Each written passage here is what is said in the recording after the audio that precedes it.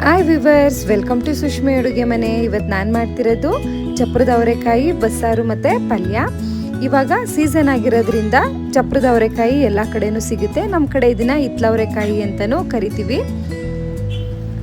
ಬಸ್ಸಾರು ಪಲ್ಯ ತುಂಬ ಚೆನ್ನಾಗಿರುತ್ತೆ.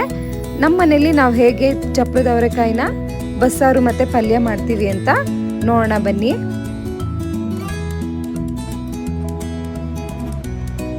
ಪಾತ್ರೆ ತಗೊಂಡಿದ್ದೀನಿ, ಅದಕ್ಕೆ ಸ್ವಲ್ಪ ನೀರು ಹಾಕಿ ಕಾಯಕ್ಕೆ ಇಟ್ಕೋತೀನಿ. ನೀರು ಸ್ವಲ್ಪ ಬಿಸಿ ಆಗಲಿ. ಇವಾಗ ಹಸಿಕಾಳು ಸೀಸನ್ ಅಲ್ವಾ, ಹಾಗಾಗಿ ನಾನು ಹಸಿ ಅವರೆಕಾಳು ಮತ್ತು ತೊಗರಿ ಕಾಳು ತೊಗೊಂಡಿದ್ದೀನಿ. ಅದ್ರ ಜೊತೆಗೆ ಈ ಚಪ್ರದ ಅವರೆಕಾಯಲ್ಲಿ ಸ್ವಲ್ಪ ಕಾಳುಗಳು ಬಲ್ತಿರುತ್ತೆ ಅಲ್ವಾ, ಅಂಥ ಕಾಳನ್ನು ಬಿಡಿಸಿ ಹಾಕ್ಕೊಂಡಿದ್ದೀನಿ. ಬೇಕು ಅಂದರೆ ಬರೀ ಅವರೆಕಾಳನ್ನಾದರೂ ಹಾಕೋಬೋದು. ನಾನು 3 ಕಾಳನ್ನು ಮಿಕ್ಸ್ ಮಾಡಿ ತೊಗೊಂಡಿದ್ದೀನಿ. ಹಸಿ ಕಾಳಾಗಿರೋದ್ರಿಂದ ಬೇಗ ಬೇಯುತ್ತೆ. ಕುಕ್ಕರಲ್ಲೆಲ್ಲ ಏನು ಕೂಗಿಸ್ಕೊಳ್ಳೋದು ಬೇಡ. ಒಂದು 10ರಿಂದ 15 ನಿಮಿಷದೊಳಗಡೆ ಎಲ್ಲ ಕಾಳು ಚೆನ್ನಾಗಿ ಬೇಯುತ್ತೆ. ನೋಡಿ, ಇವಾಗ ಕಾಳು ಬೆಂದಿದೆ. ಹಾಗೇನೆ ಓಪನ್ ಆಗಿ ಬೇಯಿಸ್ಕೊಂಡ್ರು ಒಂದು 10ರಿಂದ 15 ನಿಮಿಷ ಸಾಕು. ಇವಾಗ ನಾನು ಬೇಳೆ ಸಾಂಬಾರು ಪುಡಿ ಹಾಕೋತಾ ಇದ್ದೀನಿ. 3 ಸ್ಪೂನಷ್ಟು ಮನೇಲೆ ಮಾಡಿರೋ ಬೇಳೆ ಸಾಂಬಾರು ಪುಡಿ. ಇದನ್ನೆಲ್ಲ ಒಂದ್ಸಲ ಚೆನ್ನಾಗಿ ಮಿಕ್ಸ್ ಮಾಡ್ಕೊಳ್ಳೋಣ.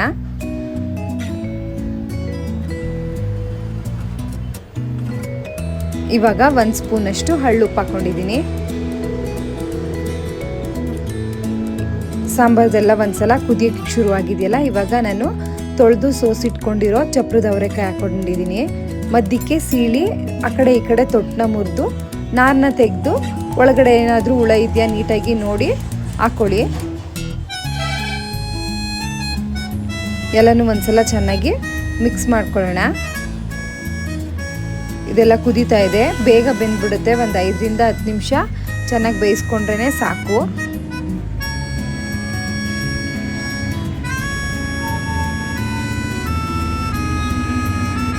ನೋಡಿ, ಇವಾಗೆಲ್ಲ ಚೆನ್ನಾಗಿ ಕುದೀತಾ ಇದೆ ಅಲ್ವಾ.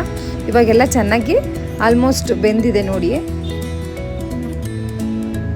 ಇದನ್ನು ಒಂದು ತಗೊಂಡು ಕಿವುಚಿದ್ರೆ ಕೈಲಿ ಸಾಕು, ಗೊತ್ತಾಗುತ್ತೆ. ಇವಾಗ ಅದನ್ನು ಶೋಧಿಸ್ಕೊಳ್ಳೋಣ. ಒಂದು ಸೊಪ್ಪಿನ ಬೋಸಿಗೆ ಕೆಳಗಡೆ ಒಂದು ಪಾತ್ರೆ ಇಟ್ಕೊಂಡು ಸಾಂಬಾರು ಬೇಳೆ ಮತ್ತು ಬೆಂದಿರೋ ಹಿತ್ತಲವರೆಕಾಯಿ ಕಾಳುಗಳನ್ನ ಬೇರೆ ಮಾಡ್ಕೊಳ್ಳೋಣ. ಎಲ್ಲನೂ ಚೆನ್ನಾಗಿ ಶೋಧಿಸ್ಕೊಂಡು ಒಂದು ಮಿಕ್ಸಿ ಜಾರ್ಗೆ ಸಣ್ಣದು 2 ಟೊಮೆಟೊ ಹಾಕಿ ನುಣ್ಣಗೆ ಪೇಸ್ಟ್ ಮಾಡ್ಕೊಳ್ಳೋಣ.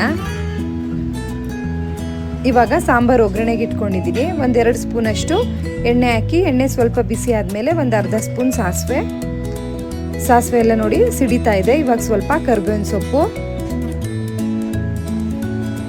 ಒಂದು ಒಣಮೆಣಸಿನ್ಕಾಯಿ, ಸ್ವಲ್ಪ ಜಜ್ಕೊಂಡಿರೋ ಬೆಳ್ಳುಳ್ಳಿ ಹಾಕೊಂಡಿದ್ದೀನಿ.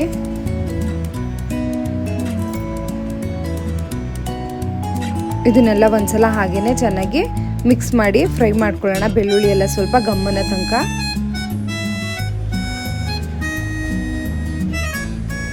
ಇವಾಗ ಕಟ್ ಮಾಡ್ಕೊಂಡಿರೋ ಒಂದು ಈರುಳ್ಳಿ ಹಾಕೊಂಡಿದ್ದೀನಿ. ಈರುಳ್ಳಿ ಎಲ್ಲ ಚೆನ್ನಾಗಿ ಫ್ರೈ ಆಗಲಿ.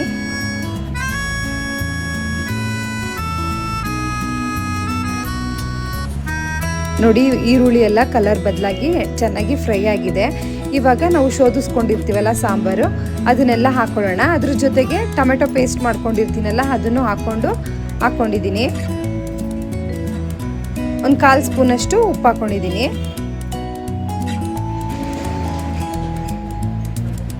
ಇದೆಲ್ಲ ಒಂದು 5 ನಿಮಿಷ ಚೆನ್ನಾಗಿ ಕುದಿಯಕ್ಕೆ ಬಿಡೋಣ.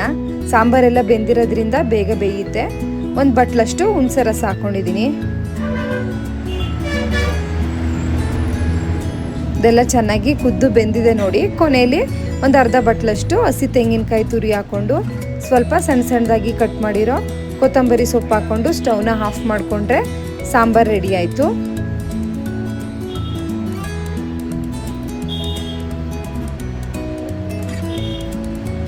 ನೋಡಿ, ಇವಾಗ ಸಾಂಬಾರು ರೆಡಿ ಆಯಿತು. ಸ್ಟವ್ನ ಆಫ್ ಮಾಡ್ಕೊಳ್ಳೋಣ. ಇವಾಗ ಪಲ್ಯನ ಒಗ್ಗರಣೆ ಮಾಡ್ಕೊಳ್ಳೋಣ. ಅದಕ್ಕೆ ಒಂದು ಬಾಣಲಿ ತೊಗೊಂಡಿದ್ದೀನಿ. ಅದಕ್ಕೆ ಒಂದು 2ರಿಂದ 3 ಸ್ಪೂನಷ್ಟು ಎಣ್ಣೆ ಹಾಕ್ಕೊಂಡಿದ್ದೀನಿ. ಒಂದು ಅರ್ಧ ಸ್ಪೂನ್ ಸಾಸಿವೆ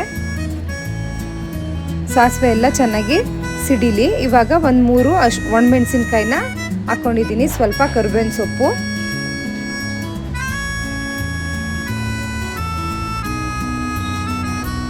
ಇದೆಲ್ಲ ಸ್ವಲ್ಪ ಫ್ರೈ ಆದಮೇಲೆ ಸಣ್ಣ ಸಣ್ಣದಾಗಿ ಕಟ್ ಮಾಡಿ ಇಟ್ಕೊಂಡಿರೋ 2 ಈರುಳ್ಳಿ ಹಾಕ್ಕೊಂಡಿದ್ದೀನಿ.